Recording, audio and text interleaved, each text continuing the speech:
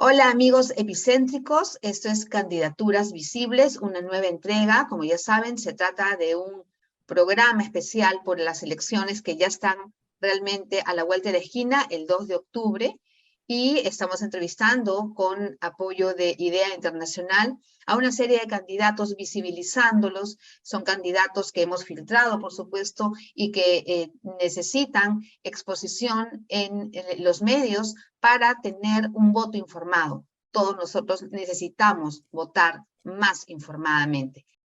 Así que hoy día estamos con Marilena Soto Velázquez. Ella es una candidata casi sorpresa a la alcaldía de Lima Metropolitana. ¿Por qué sorpresa? Porque ella representa a Avanza País y quien era el candidato, Luis Molina, actual alcalde de Miraflores, fue excluido por el Jurado Nacional de Elecciones hace unos días. Lo excluyó junto con casi toda su lista de regidores, salvo ella, Marilena. Así que la queremos conocer. No vamos a preguntar muchos detalles sobre esto porque entiendo que son temas administrativos, que ya no hay vuelta atrás. Usted es la nueva candidata de Avanza País para la alcaldía de Lima y queremos conocerla. Buenos días. Buenos días. Bueno, en primer lugar, agradecer la entrevista. Creo que son los medios de comunicación los que están informando a la población, como señalas tú, para que vote de una manera responsable. Efectivamente, para mí fue una sorpresa. Yo siempre he estado involucrada en temas de desarrollo de ciudad. Tengo 30 años como arquitecta y he tratado de orientar todo mi ejercicio profesional hacia lo que es la conservación del ambiente, el desarrollo sostenible y la gestión de riesgos. Claro, usted es doctora además, ¿no? En gestión pública, ambiental, y queremos saber por dónde agarraría este enorme toro que es Lima, 10 millones de habitantes ya, sobrepoblada, con deficiencias en muchos sentidos, insegura, con un sistema de transporte que pese a que ha mejorado, todavía sigue siendo insuficiente, con una serie de detalles que nos hace realmente una ciudad complicada en la región. ¿Cuál sería el eje por el cual usted comenzaría a trabajar en Lima? Bueno, en primer lugar, si bien es cierto la seguridad ciudadana, que es gran preocupación de todos los ciudadanos, es una prioridad, es importante saber que es competencia del Ministerio del Interior, ¿no? Sin embargo, el gobierno local lo que debe hacer es articular esfuerzos a fin de que cada ente político responsable responda. En el caso de la seguridad ciudadana, existe el Viceministerio de Seguridad Pública, que a su vez tiene fondos para lo que es Barrio Seguro, que es un decreto supremo, en el cual se trabaja con los gobiernos locales. Entonces, una de las primeras acciones en seguridad ciudadana sería coordinar con el Ministerio del Interior a fin de que se ejecute. Luego, trabajar con el Poder Judicial. El Poder Judicial ha inaugurado en Trujillo recientemente el primer centro especializado de flagrancia, donde se han reunido todas las instituciones responsables de ver el tema de seguridad, a fin de que los procesos se agilicen y en el corto plazo se tenga pues a la Policía Nacional del Perú, a la Fiscalía, al Poder Judicial, y todo el proceso que se hace en un largo plazo se puede hacer de manera rápida, y también la Defensoría del Pueblo. Entonces, eso va a garantizar que se ejecute en el corto tiempo la lucha contra la delincuencia, porque vemos que se capturan a los delincuentes, sin embargo, mientras la Fiscalía revisa el expediente y el Poder Judicial hace su labor, ya pasó el tiempo y ya estos delincuentes han sido, a través de sus abogados, liberados, exactamente. Entonces, dentro de la gestión pública es importante coordinar con todas las instituciones responsables a fin de garantizar que cumplan sus funciones, ¿no? Liderar el tema de la seguridad de esa manera, para que cada uno ejecute lo que corresponde. En segundo lugar, me parece importantísimo la seguridad humana. La gestión de riesgo de desastres parece que no es una prioridad para los demás candidatos. En mi caso, considero que es un aspecto importantísimo, porque es responsabilidad de los gobiernos locales cuando ocurre una emergencia, ya sea por un terremoto o por un incendio, donde se ven afectadas todas las familias, ¿no? Y cuando te hablo de gestión de riesgos, no es hacer simulacros donde todo el mundo sale de manera ordenada en los círculos. Claro. Hay que trabajar y preparar a la ciudadanía para afrontar situaciones de emergencia. Y también fortalecer el tema de la escuela de serenos. La escuela de serenos solamente sirve para que los serenos vigilen, actúen cuando falta un policía, ordenar el tránsito, pero no tienen las competencias para, por ejemplo, capturar a los delincuentes, que es algo que tiene que tener claro todos los candidatos, ¿no? Entonces, ¿cómo podemos fortalecer esas competencias? Prepararnos para ser brigadistas y actuar frente a una emergencia. Claro. En segundo lugar, también que actúen en primera respuesta frente a un incendio, ¿no? Y sobre todo trabajar de la mano con la participación ciudadana.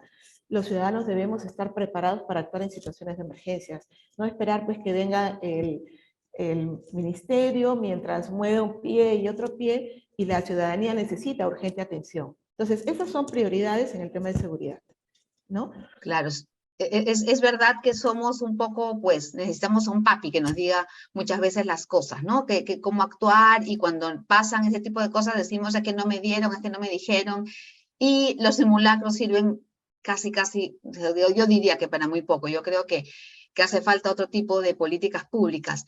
Y, por ejemplo, usted ha tocado un tema que es interesante y que siempre le toca al alcalde de turno, que es el gran terremoto de Lima, ¿no? Todo el mundo espera, y no es broma, porque, vamos, los expertos dicen que es inevitable, va a suceder en algún momento que se liberen las fuerzas tectónicas y haya un fuerte sismo en Lima. Y esto tiene que ver con la manera en que hemos crecido desordenadamente como ciudad. Y ahí entra justamente el municipio dando permisos de construcción, ampliando o cambiando la naturaleza de los terrenos, dando permiso para que se construyan de cierta manera muchos edificios, o hay zonas en donde realmente reina el caos y cada uno construye como le da la regalada gana y hace 5 pisos donde solamente podían hacer uno. ¿Cómo va a controlar usted ese crecimiento desordenado? ¿Qué se puede hacer para mejorar esos parámetros, para hacer que esta ciudad sea menos insegura en ese sentido? Sí, definitivamente lo que señalas es cierto. El crecimiento en cuanto a los edificios en nuestra ciudad ha ido incrementándose de una manera desordenada. Pero es importante saber que cada distrito emite ordenanzas. Muchas veces estas ordenanzas se contravienen unas con otras. Nosotros tenemos un ente rector que es el Ministerio de Vivienda.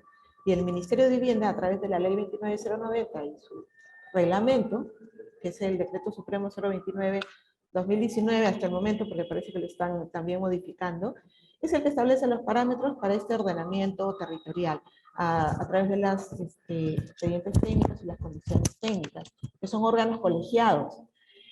Por ahí, por ejemplo, es importante el tema que tú señalas. La ley 29090 señala 4 tipos de modalidades para la aprobación de expedientes técnicos.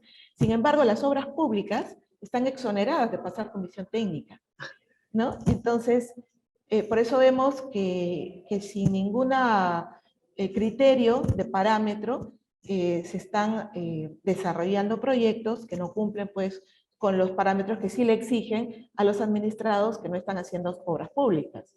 Entonces, la ley no puede ser angosta para unas y ancha para otras. Entonces, la recomendación es de que todos los expedientes deben pasar por comisión técnica, porque son órganos colegiados, representantes del Colegio de Arquitectos, del Colegio de Ingenieros, del Ministerio de Cultura, que emiten un acta para ver si hay cumplimiento o no de las normas que están establecidas. Entonces, revisión por comisión técnica obligatorio para todos los expedientes públicos. En segundo lugar, ver la forma de que no se tuburicen más la ciudad, ¿no? En el caso de Lima, nosotros tenemos la responsabilidad de ver a Lima Cercado. Muchos alcaldes se olvidan de que Lima Cercado es el distrito que les compete. Aparte de articular con los otros distritos, es necesario también preocuparnos por Lima Cercado. Lima Cercado está teniendo un cambio en cuanto a cambio de uso, digamos. Antes Lima tenía cercado una gran cantidad de industrias. Sin embargo, con este crecimiento, estas industrias han pasado a ir desplazándose hacia la zona de Lurín y otras zonas, y esas áreas que eran industriales se están convirtiendo en zonas para vivienda social o en almacenes. Y ahí, por ejemplo, hay una Se está cortando un poquito. Respecto al tema, porque en nuestros países, sí, el 80% de las construcciones son informales. De acuerdo a las estadísticas que tiene el Ministerio de Vivienda, tenemos una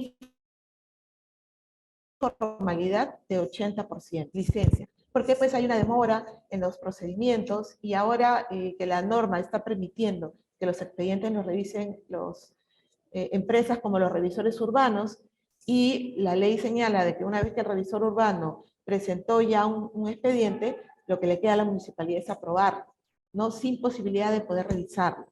Entonces, eso también creo que debe tener algún tipo de control, sobre todo porque ellos emiten un expediente, pero el problema viene en la conformidad de obra, porque cuando llega a conformidad de obra, le dan la responsabilidad a las comisiones técnicas y como revisores urbanos no tienen responsabilidad respecto de lo que se construye.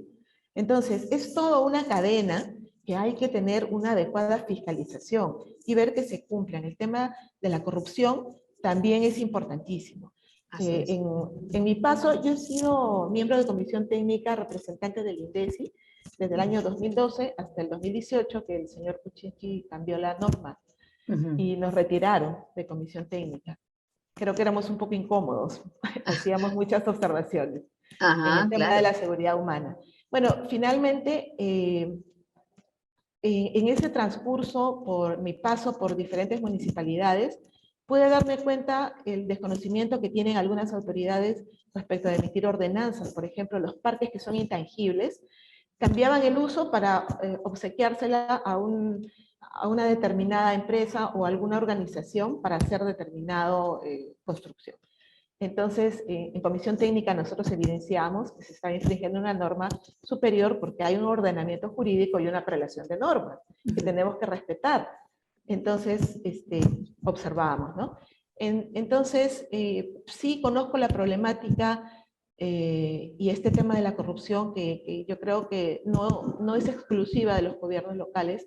Estamos viendo lo que está sucediendo en el gobierno central y esta corrupción ha llegado hasta las organizaciones también gremiales y todo tipo, ¿no? Entonces, yo estuve leyendo precisamente, Malena, y eso es algo que hay que destacar, porque finalmente se tiene que ver con la autoconciencia, ¿no? La conciencia del ciudadano. Entre los problemas que aquejan a Lima y las preocupaciones, ¿no? He estado leyendo, digamos, informes de algunos observatorios, cómo observamos en nuestra ciudad nosotros, cómo la vemos. Una de las principales problemas que vemos es la corrupción. O sea, hay un interés en el ciudadano ahora, no solamente que el transporte sea mejor y que tengamos más seguridad y que nuestras playas estén más limpias, sino es que haya menos corrupción en nuestras autoridades locales. Entonces, lo que dice es absolutamente cierto. En ese tema, por ejemplo, ¿cómo va a coordinar usted? Porque entiendo que efectivamente la municipalidad tiene cierta cantidad de posibilidades, digamos, no está por encima de los demás alcaldes de los otros distritos, pero sí tiene que coordinar con ellos en estos temas también, de permisos, de cambio de zonificación.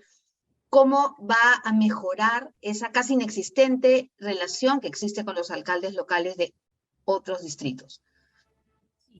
yo creo que la transparencia en la gestión es fundamental para el éxito de cualquier gestión, ya sea pública o privada. Nosotros no podemos tener contratos que estén escondidos debajo de la mesa basándonos en una seguridad mal entendida, ¿no? El tema de la transparencia, como te digo, debe ser afrontada en todos estos temas. Y trabajar de la mano con los distritos es importante.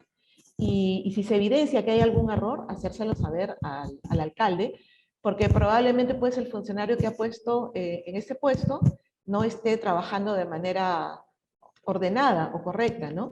Esa es una cosa que también yo creo que es importante, la meritocracia.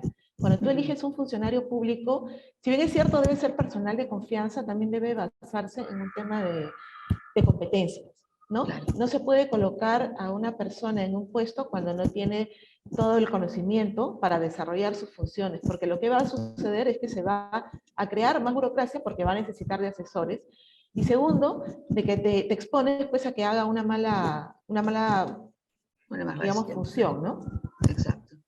Y hablando justamente de este tema que preocupa a la población, el tema de que sus autoridades locales no estén favoreciendo a determinadas empresas, escondiendo detalles en licitaciones, ¿no? Haciendo los contubernios que vemos ahora desde el gobierno central, efectivamente, como usted lo dice. Por ejemplo, hay ciertos elementos que fueron, digamos, presa de la corrupción durante muchas gestiones. Uno de ellos fue, por ejemplo, el tema de los peajes. ¿Va a continuar usted, si fuese alcaldesa, con los contratos de MAPE, con las diferentes entidades que están gestionando este asunto? Porque parte de esos peajes van para la municipalidad. Muchas veces ha sido muy injusto porque terminan ganando más las empresas que la municipalidad. ¿Qué va a hacer con esos contratos? Bueno, definitivamente los peajes atentan contra el interés público, ¿no? Como te señalé anteriormente, existe un ordenamiento jurídico. Entonces, ser confrontacional y decir voy a cerrar los contratos, me parece algo que puede ocasionar un gasto también a la ciudadanía, como lo que ha ocurrido con el señor Muñoz, que por tratar de irse en contra de estos contratos, al final la municipalidad salió perdiendo y el que paga finalmente es la ciudadanía. Por los arbitrajes, ¿verdad? ¿No? Por yo los soy más bien una causan. investigadora. Entonces, lo que yo pretendo es revisar no solamente los contratos de los peajes, sino todos los contratos que brindan un servicio, para ver si se está cumpliendo los términos de los contratos. En el caso de los peajes específicamente, hay varios aspectos que no se han cumplido, como por ejemplo las vías alternas, que es parte de los ofrecimientos del contrato. Por otro lado, tampoco se está realizando el mantenimiento.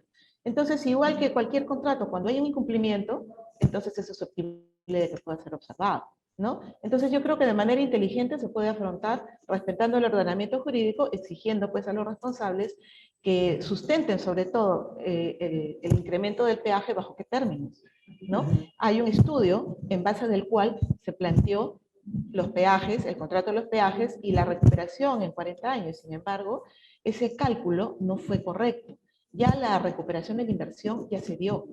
Hay información en cuanto a los gastos. Tú sabes que el presupuesto de la Municipalidad de Lima en este año ha sido, el presupuesto modificado, ha sido de 1.500 millones de soles. Y si vemos la recaudación de los peajes, a la fecha, el día de hoy, ha habido 5.600, si no me equivoco, millones de soles recaudados. Significa que son 5 veces, ¿no? La recaudación del presupuesto municipal. Entonces, con esa recaudación de los peajes, nosotros hubiéramos podido tener presupuesto, imagínate, para 5 años. ¿No? Claro. Entonces, el tema de los peajes sí es un tema que afecta el interés público y que hay que tratarlo de una manera inteligente a fin de que cumplan pues todo eso y que el estudio que demuestre el incremento de los pasajes no atente el interés público. Claro, claro, porque ahí hay muchísimo dinero y finalmente, generalmente esos contratos la gente tienen mucha letra chica y la gente no necesariamente, el ciudadano común, se entera hasta que ya la cosa está hecha, firmada, modificada a favor de las empresas y no tanto de la municipalidad. En ese sentido, por ejemplo, el tema, usted tocó un tema interesante, el tema de la recaudación. ¿Quién está a cargo de la recaudación actualmente en el municipio de Lima? Si esto va a cambiar y qué tanto somos buenos pagadores nosotros los ciudadanos en Lima. Mira, esa información que debería estar en transparencia no la he podido encontrar, pero sí creo de que lo que hay que hacer primero es cuando uno tome, digamos, las riendas de la municipalidad, lo que hay que hacer es ordenar la casa. Uno no puede empezar a hacer obras si primero no ordenas la casa, ordenar lo que existe y ver si está funcionando bien, y si no, fortalecer ese tema, ese problema que está mal, arreglarlo. Primero, ver también, hay muchos funcionarios de carrera que están en la congeladora porque no han sido elegidos como funcionarios porque ponen a alguien de confianza del alcalde que no tiene las competencias, ¿no? En mi caso, yo no tengo compromiso con nadie, como has podido evidenciar, no tengo regidores, ¿no? Lo que yo considero ¿Con quién va a trabajar? Es lo que le quería preguntar, ¿con quién va a trabajar si es que sale electa? Tú sabes que los regidores, de acuerdo a la ley orgánica de municipalidades, son funcionarios que deben, no, perdón, no son funcionarios, sino son fiscalizadores de la gestión municipal. Entonces voy a estar doblemente vigilada, ¿no? Entonces es importante porque además las ordenanzas que se aprueben por parte de los regidores del Consejo Municipal, que está conformado pues por el alcalde y sus regidores, va a aprobar ordenanzas que vayan a beneficio de la ciudad. Y si ellos no la aprueban, va a ser que los regidores son responsables de la no aprobación de algo que da en beneficio de la ciudad. Quiere decir que usted va a llegar sola, o sea, esos 30 regidores que estaban en lista ya no están, ya no van a ser reemplazados. No, ya no. O sea, No, usted va solita. yo voy sola. Y los regidores que ingresen van a ser de los otros partidos. Entonces, como Van a te ser digo, oposición, digamos. exacto. Pero la posición yo creo que debe ser constructiva. Yo soy una persona muy conciliadora. Yo no creo en los enfrentamientos.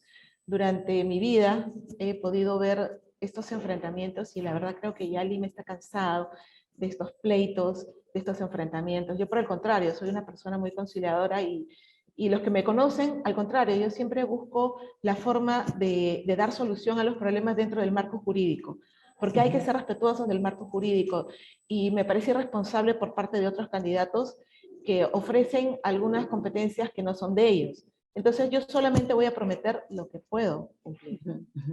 Además son pocos años, ¿no? Digamos, para una ciudad tan compleja con tantos cambios y además en donde históricamente el que llega tapa lo que hizo el anterior y el que llega pinta otro color las escaleras y se tratan de anular y no hay una visión país, perdón, una visión ciudad, en este caso, de continuidad. De acá a 20 años vamos a hacer esto, ¿no? No existe, no ha existido. Entonces sería algo novedoso realmente que usted lo plantee. Así, ¿no? Sí, mis regidores son la sociedad civil. No, yo creo que la sociedad civil, las mujeres, los jóvenes, las personas que quieren un cambio van a votar por Avanza País. Es una oportunidad, creo, valiosa para que las mujeres puedan demostrar su capacidad. Soy profesional, no esperé esta candidatura, no la pedí, sin embargo, la asumo responsablemente y me siento totalmente capaz de hacer una buena gestión. Además, históricamente usted tiene la suerte de que llegó, así como han llegado los presidentes aquí así, ¿no? Por cambios y vacancias y tal, aparece, ¿no?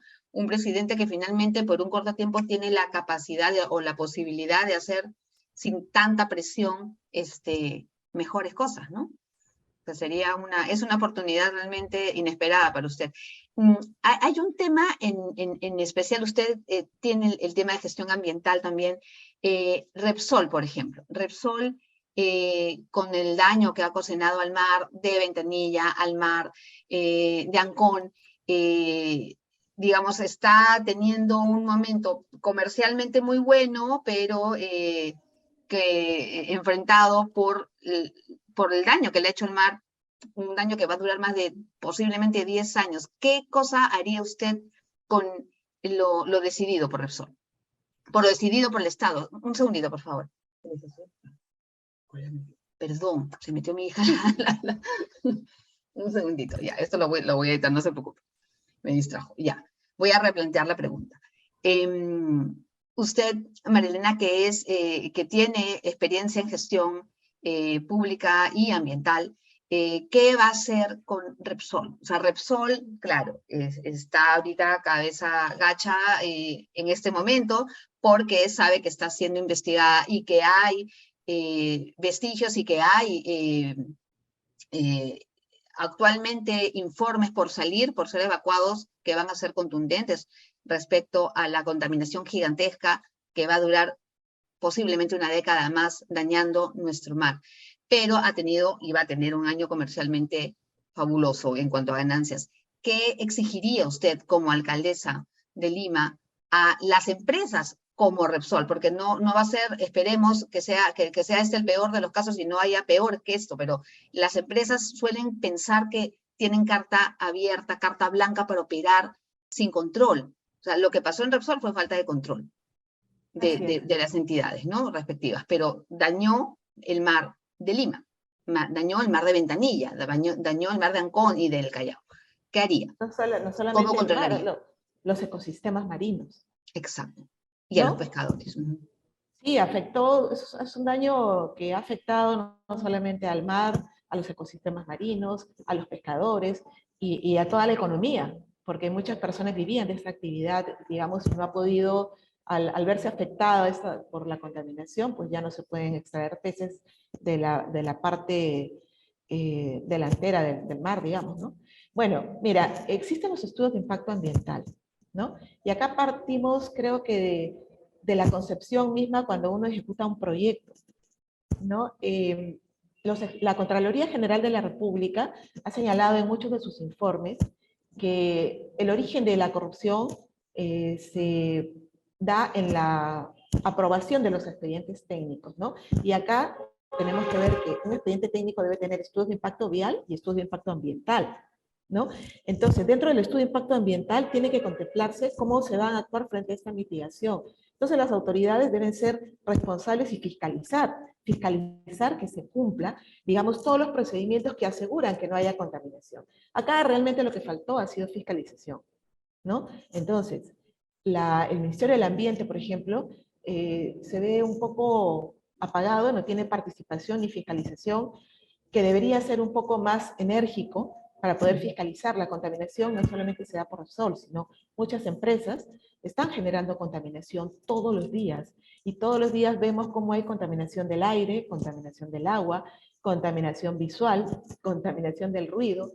Entonces, todo esto afecta a la ciudad, ¿no? Así es. Entonces, no podemos hablar de desarrollo sostenible cuando existe una contaminación tan fuerte en Lima. Entonces, primero, fiscalizar. Como te vuelvo a repetir, hay que articular esfuerzos con la OEFA, con el Ministerio del Ambiente, que son los responsables de hacer la fiscalización, y exigirles que cumplan sus funciones. Y lo que podríamos hacer nosotros también, a través del área de fiscalización, informar con documentos de que existen ciertos indicios de incumplimiento en las normas ambientales, y pasar esta información al Ministerio del Ambiente para que ellos tomen acciones, y a su vez también con copia a la Contraloría para que tome conocimiento, y a la Fiscalía. Porque si hay un indicio de una irregularidad, hay que comunicarla. Yo creo que cuando tú comunicas a todos los entes responsables, no pueden decir, bueno, yo no me enteré, el alcalde no me dijo. Entonces, el objetivo es trabajar todos juntos. Y dentro del programa también tenemos lo que son las denuncias ciudadanas. Los ciudadanos pueden hacer denuncias muy valiosas, ¿no? Hace poco, esta semana que ha pasado, me reuní con un grupo de vecinos que están preocupados por el proyecto del anillo periférico, Claro. porque hay un estudio de impacto ambiental que no están tomando en cuenta.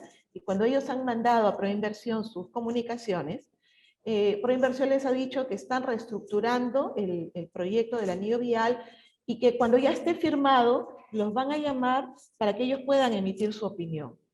Pero entonces, ¿de qué estamos hablando? La participación ciudadana es una ley. Claro. Es una ley. Es Y anticonstitucional que te digan, después que esté ya el contrato firmado, los vamos a invitar para ponerles en conocimiento de que ya se para que firmó. vean de qué se trata, no pues, es una Entonces, broma, ¿no? exactamente, No eso puede no ser, podemos permitir las autoridades, ¿no? claro. Entonces hay muchas cosas que equivocan. El tema del cierre de la plaza de armas. No es posible que cierren la plaza de armas afectando a todo el comercio de la zona, ¿no? Claro, Que en un momento impidan. además se supone que estamos en pleno proceso de reactivación económica y de reactivación del turismo, y eso es realmente complicado, Es, ¿no? El es espacio público, anticonstitucional. Elena, ya nos queda poco tiempo, pero ahí hay un tema crucial que es el espacio público, aquí en donde solo algunos distritos tenemos la suerte de tener espacios públicos adecuados, ¿no? Y ciclovías adecuadas. ¿Cómo mejorar ese asunto? Los distritos que tienen más necesidad tienen menos espacios públicos. ¿Hasta dónde llega la potestad de la municipalidad metropolitana para mejorar eso? Y en la zona digamos, cercado de Lima, cómo mejorar el uso del espacio público como es la Plaza de Armas o la Plaza Mayor. Claro, sí. El espacio público, yo tengo una publicación que he hecho respecto a la recuperación de los espacios públicos como un modelo de integración en la gestión pública. ¿A qué me refiero? A que el espacio público ya dejó de ser un espacio para recreación o para poner una canchita de fútbol, que es lo que escucho a algunos candidatos. El espacio público debe acoger a las familias, debe ser un encuentro intergeneracional.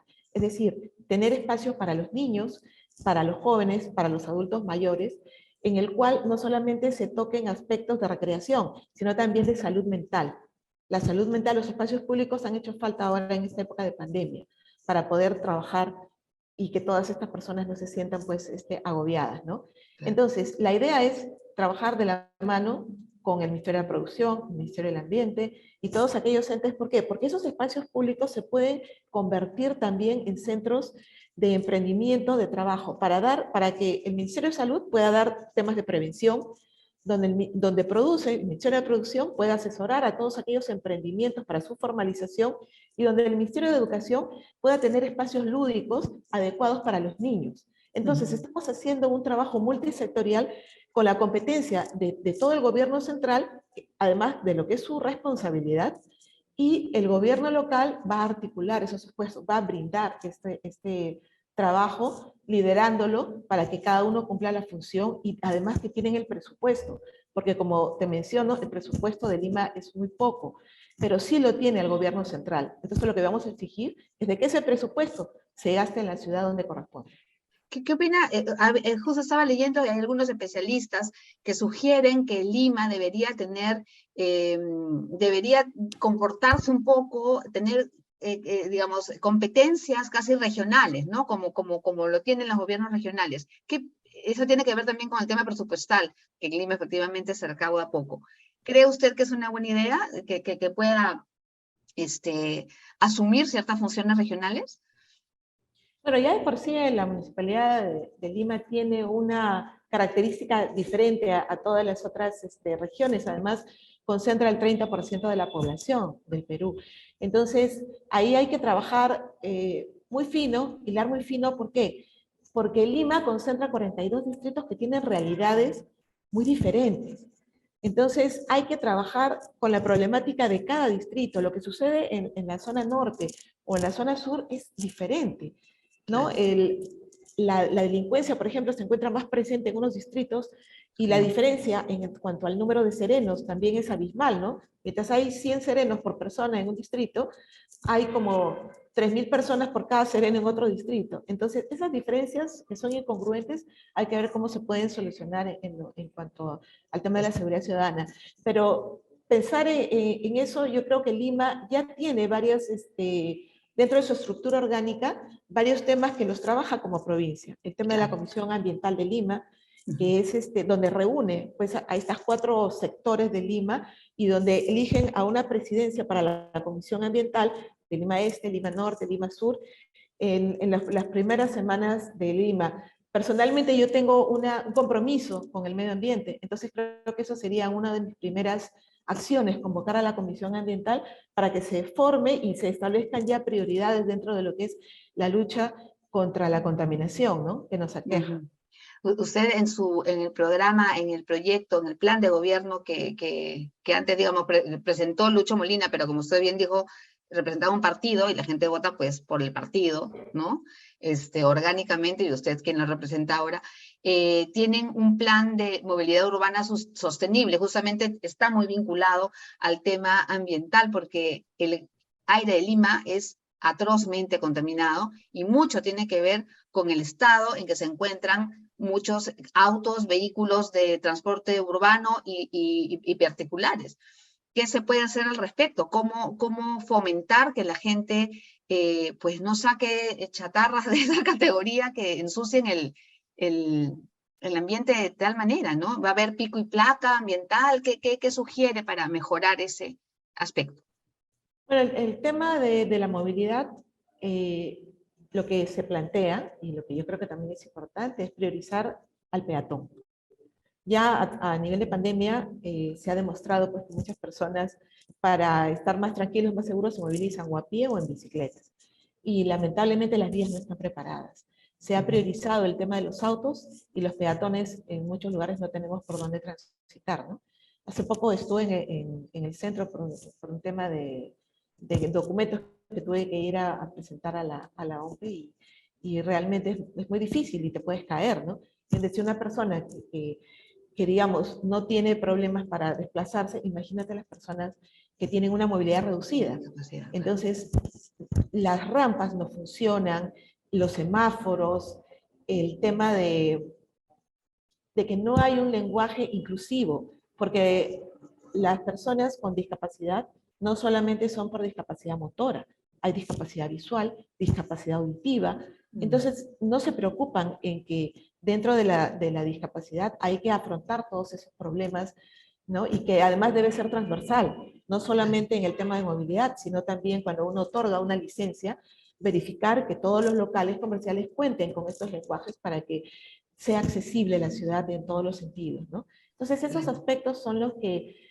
a lo largo de mi carrera pues he podido evidenciar y que a través de las publicaciones también he querido manifestar, ¿no? Y habría control, por ejemplo, como usted bien dice, en pandemia nos demostramos que no había tanta necesidad de sacar el carro para todo, que realmente se podían hacer muchas cosas a pie o en bicicleta, pero claro, mucha gente se moviliza ahora en bicicleta, pero tenemos unas ciclovías que son incongruentes, ¿no? Terminan en medio de un árbol o en medio de un poste. Bueno, respecto a las ciclovías, realmente no hay una articulación de ciclovías, porque cada alcalde ha trabajado de manera independiente sus ciclovías.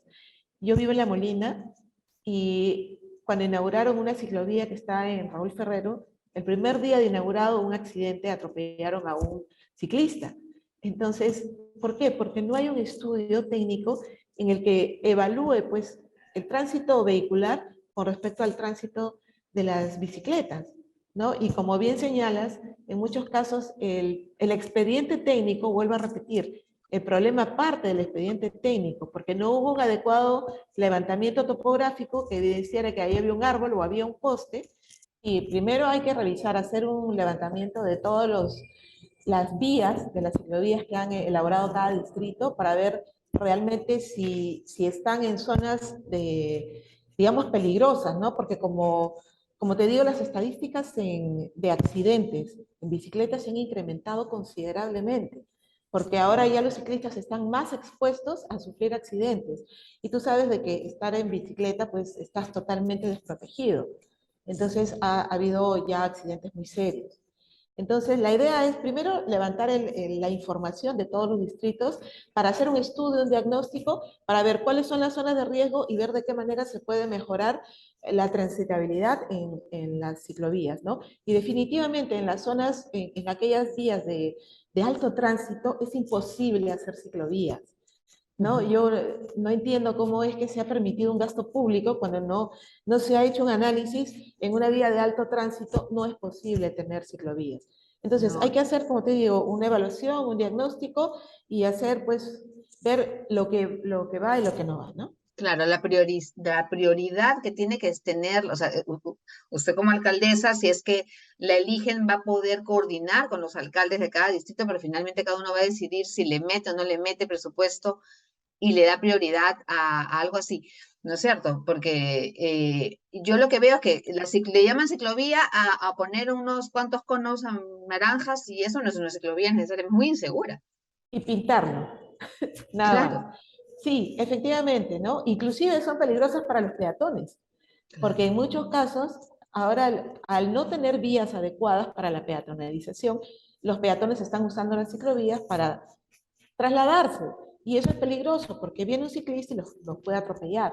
Entonces, todas esas evidencias, digamos, de un mal expediente técnico, porque ahí es donde está el origen, hay que subsanarlas. Hay que evidenciarle a la autoridad local correspondiente y decirle, mira, acá este expediente fue mal realizado, hay que ver la forma de que lo soluciones.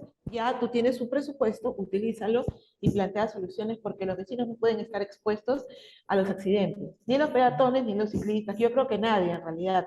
El tema también del control del tránsito, si bien es cierto, le corresponde el transporte a la ATU, es importante que la municipalidad fiscalice el tema del uso adecuado de las vías. Porque, ¿qué pasa? El transporte informal también, que es un gran problema, no está siendo atacado de manera correcta. Entonces, como no es responsabilidad de la municipalidad porque le quitaron esa competencia, entonces la ATU debe establecer correctivos en ese sentido. pero para lo cual la municipalidad tiene la responsabilidad de decirle, señores, cumple su función, hemos evidenciado que en este punto y en este otro punto hay comercio, hay transporte informal, hay colectivos informales, entonces inmediatamente tomen acciones, ¿no? Y comunicar siempre, trabajar de la mano con la policía, porque la seguridad ciudadana no solamente es el tema de los asaltos que hay diariamente en Lima, sino también de la seguridad humana, que es lo que yo señalo, ¿no? Definitivamente hay mucha inseguridad. Efectivamente, la ATU es quien tiene ahora la responsabilidad sobre el transporte urbano, ¿no es cierto? Usted, digamos, la municipalidad tiene otro tipo de responsabilidades sobre el mantenimiento y tal. ¿Usted le parece un acierto o un error haber quitado esa responsabilidad a la municipalidad central de Lima? Un desacierto. ¿Por qué? ¿No es más aliviador, digamos, que exista una entidad autónoma que se No, encargue eso es de eso? desacierto, porque tú no puedes desarticular lo que es el transporte de las vías. Y no, no me parece correcto, ¿no? Las municipalidades tienen la responsabilidad del transporte, porque ellos tienen que articular las vías. Es como, yo siempre me gusta señalar que las ciudades son como los seres humanos, ¿no? Las vías son, digamos, el sistema circulatorio, ¿no? Entonces, todo lo que va a las proteínas y todo lo que va en la sangre, digamos, son los vehículos que transitan. Entonces, tú no puedes desmembrar toda al ser humano, ¿no? Y darle responsabilidades a cada uno. Si la Ley Orgánica de Municipalidades señala, estas son sus funciones y hay que trabajar el ordenamiento territorial, el uso del suelo, la participación ciudadana, la contaminación ambiental, todo está claramente establecido en la ley. Eso es lo que yo creo que los candidatos deberían leer, más bien la norma, para que sepan cuáles son sus competencias. Definitivamente, el transporte debe volver a la Municipalidad de Lima. Claro, muchos prometen cosas sin saber qué es lo que pueden hacer y qué es lo que no pueden hacer ya una vez sentados en el sillón. Y habló usted algo importante, el tema de la seguridad justamente de Lima, no solamente por el tema vehicular, que uno puede ser atropellado realmente en cualquier esquina, sino por la seguridad ciudadana, los asaltos y todo esto. ¿Qué sensación tiene usted con el tema de hasta dónde llegar y cómo tratar un tema tan delicado como el tema de los migrantes venezolanos? Más de 1,5 millones hacia finales de año posiblemente. Y la percepción que tiene la gente, y es más, muchos candidatos han prometido horrores con los ciudadanos venezolanos que están en Lima, muchos en condición todavía irregular, no porque lo decidan ellos, sino porque realmente no han podido ser legales. ¿Qué va a hacer usted con esta población de más de 1 millón de personas? Realmente es un problema social, ¿no? Y este problema social es responsabilidad del gobierno central, ¿no? Los gobiernos locales lo que deben hacer es más bien preocuparse en que no existan espacios que sean ocupados. Por ejemplo, en las esquinas he visto muchas veces motorizados que son venezolanos y que aprovechan pues esos espacios públicos para estacionarse y ponerse a tomar y también violentar o estar vigilando a partir de esos puntos que ya están identificados a el movimiento de las personas para poder asaltarlos o para poder ingresar a las viviendas. Uno ya no está seguro ni siquiera en su casa, ¿no? Entonces, yo creo que es una labor en conjunto con la policía. Primero, como gobierno local hay que identificar estos puntos en los que ya se ha identificado que donde hay estas reuniones de los venezolanos y que ya, y donde hay peligrosidad, ¿no? Hay distritos donde hay mayor riesgo que otros. Entonces, hay que trabajar de manera articulada con la policía para que realice intervenciones y pueda identificar a todos aquellos que son delincuentes, porque hay mucha delincuencia en las calles, ¿no? Pero Y no, digamos, para establecer una diferencia, no todas las personas venezolanas que han llegado se dedican a la delincuencia, obviamente. no, definitivamente no. Hay muchos venezolanos que están trabajando y luchando por salir adelante en nuestro país, ¿no? Yo creo que es necesario identificar, ¿no? Identificar a los delincuentes, no solamente venezolanos, también hay colombianos, inclusive también hay peruanos, ¿no? Que Claro. cometen muchas faltas, ¿no? Entonces, Pero como te repito, el gobierno central tiene esta responsabilidad. Entonces, el alcalde lo que tiene que hacer es exigirle a la municipalidad, perdón, a la policía que pueda realizar estos operativos para poder identificar a todos estos delincuentes, ¿no? Y brindar mayor protección a través de las cámaras interconectadas con la policía y con la RENIEC, por ejemplo, ¿no? De donde ya hay personas que, en la RENIEC, por ejemplo, hay una base de datos para lo que son los delincuentes comunes, ¿no? Y la policía también tiene una base de datos. Entonces, la tecnología muchas veces nos puede facilitar eh, la vida. Y la policía necesita información. Esa información se la puede dar los gobiernos locales a través de las cámaras, ¿no? Primero, todo este tema de la tecnología hay que estandarizarla, hay que hacer una evaluación. Hay un presupuesto para mejorar todo el tema de las cámaras de videovigilancia, la semaforización. Entonces, hay que gastar ese presupuesto de manera eficiente. No Para podemos hacer... unificarlas, digamos que para que no Exacto. sean, digamos, no sean solamente para investigar lo que pasó, sino para evitar o poder intervenir de manera más eficaz en el momento que esté ocurriendo algo, ¿no? Porque eso no Sí, existe, que entiendo que no no están está unificadas. totalmente...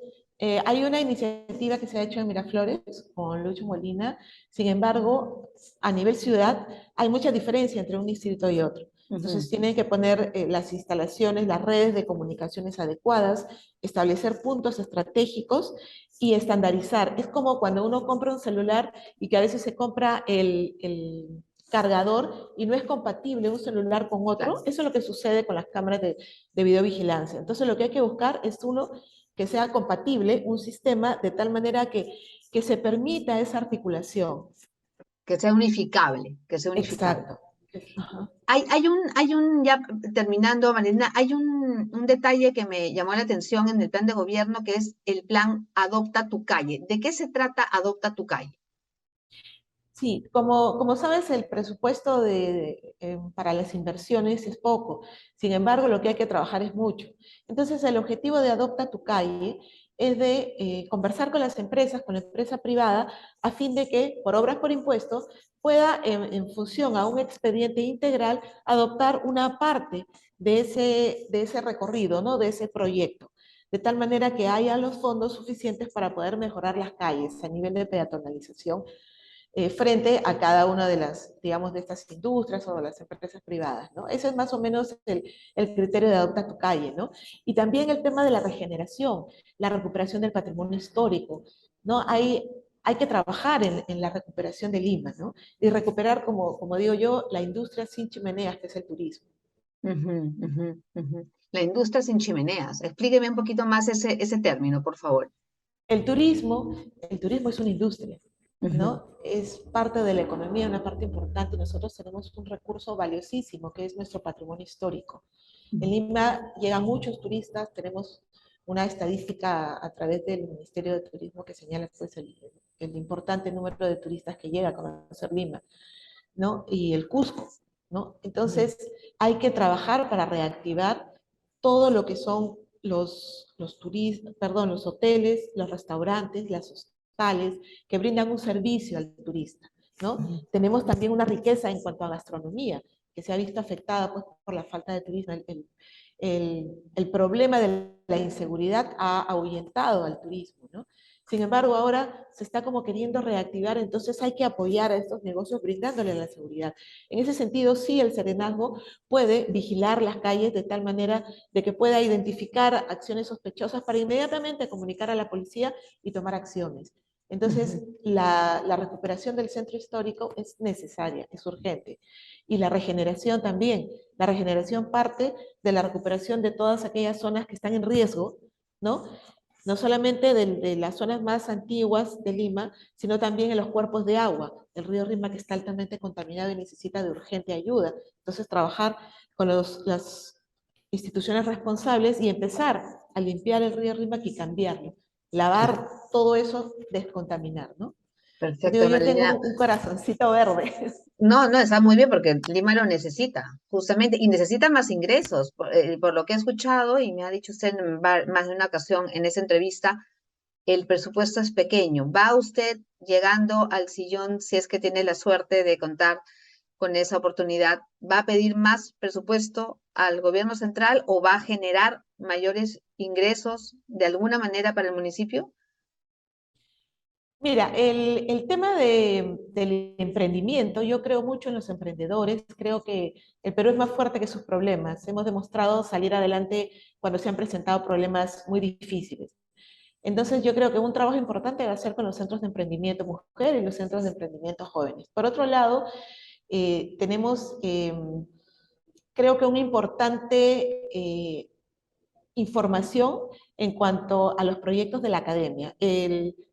Los gobiernos locales gastan mucho en consultorías para hacer expedientes técnicos. Sin embargo, en la academia existen muchos estudios, diagnósticos que se convierten en tesis y que finalmente se quedan guardadas en las bibliotecas y no se pueden ejecutar. Entonces, hacer convenios con las universidades nacionales para poder fomentar el trabajo de los jóvenes, que ellos participen, mejorar los expedientes técnicos ya Ah, a nivel de inversión pública, utilizar, digamos, las tesis de arquitectura o de desarrollo ambiental para... desarrollo urbano, desarrollo económico, porque no Ya. hablemos solamente de arquitectura, hay importantes proyectos económicos. Ujú, de acuerdo. Interesante, interesante utilizar lo que ya de alguna manera está avanzado, porque efectivamente ahí es donde se queda Sí, muchísimo dinero en los correcto. expedientes Entonces, técnicos. trabajar de manera eficiente. Ujú, de acuerdo. Marlena, le deseo mucha ¿Me escucha? suerte, le agradezco mucho el tiempo y por participar en candidaturas visibles. Suerte para este 2 de octubre. Muy amable, gracias por la invitación. Gracias, Marlena, para evitar que se nos vuelva a cortar. Le agradezco mucho. Es que tanto que hablar en Lima que es imposible Sí, abarcarlo no, en pocos minutos, sí, ¿no? no, realmente es una preocupación y es, digamos, así como he conversado contigo desde antes de estar en esta contienda electoral, ha sido una preocupación de un grupo de arquitectos que siempre conversamos y exponemos ideas, ¿no? Y que tratamos, por ejemplo, desde la academia de generar información para que la ciudadanía esté informada. Creo que hay mucha desinformación y yo creo que los medios de comunicación deben de aprovechar, en vez de estar cubriendo prensa en los enfrentamientos entre uno y otro, esta información, ¿no? Por ejemplo, cómo eliminar los riesgos eléctricos que hay dentro de una vivienda, ¿no? Y cosas Mm, así que son tan importantes y que pueden salvar vidas. claro, no, estamos absortos todos en una guerra que no termina y sabe Dios qué va a pasar, la verdad es que ya, es que uno cuando ya eso es off the record, ¿no? Estoy leyendo desde hace poco un compendio que ha escrito Vergara junto con otros politólogos, historiadores, ¿no? Sobre el Perú y por qué, lo que nos cuesta la libertad, ¿no? Ser una república independiente. Y de verdad, lo que uno ve es que hace 200 años somos lo mismo. Igualito, ¿no? Lima versus el resto, los que piensan de manera, ¿no? A versus los B, el norte contra el sur, la costa contra la sierra, de toda la vida republicana. O sea, no somos capaces de construir todavía nada. Somos muy adolescentes como Y la nación, verdad es que existe presupuesto, todavía hay presupuesto. pero no se sabe ejecutar. Lamentablemente, Y la no lo saben corrupción. ejecutar, la corrupción es terrible. Mira, yo agradezco de estar sola porque de alguna manera eso te libera de los compromisos que tú puedas tener con una u otra persona que te puedan pedir algo. Y de hecho, en estos últimos días me han llamado personas que ya ni contesto el celular porque eh, están ofreciendo que yo te ayudo, que esto. No, Mira, qué para miedo. nada. O sea, Pero yo, eso es porque no quedó muy claro. O sea, yo ahorita recién me queda claro a mí en esa entrevista que va sola. Porque yo sí, dije, bueno, ¿será que van a reemplazar también a los regidores? Va sola, eso es casi su eslogan. Eso, ¿no? Eso es casi su eslogan. No, voy sola, porque de verdad, de alguna manera aquí ya se entiende, ¿no? Digo, se entendería que realmente es una ventaja más que una desventaja, ¿no? sí, yo, digamos, yo creo que es una oportunidad, ¿no? Que se ha presentado en el camino, ¿no? Claro. Y lo conversé con mi familia, porque creo que yo soy una mujer de familia. Alguien me dijo, tú eres una limeña, de clase media, o, este, no recuerdo bien sus palabras.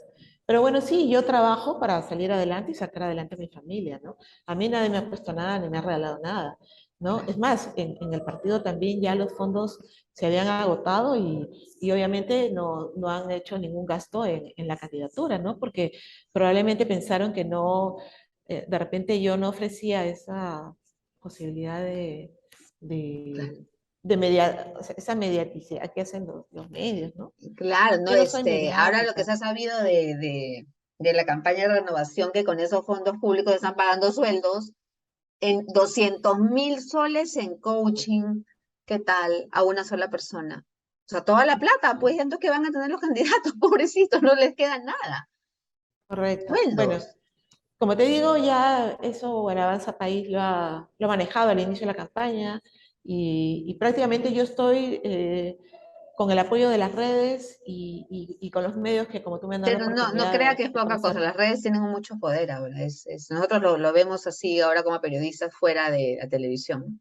Así que Honestamente. bueno, soy también catedrática, pero no me gusta mencionarlo porque no quiero involucrar, digamos, mi labor como Bueno, sí. catedrática, sí. Ujú. Entonces, espero que todo haya salido bien y espero salir bien adelante. Le agradezco mucho, Malena. Un gusto conocerla y Gracias a espero ti. volverla a entrevistar pronto. Gracias, muy amable.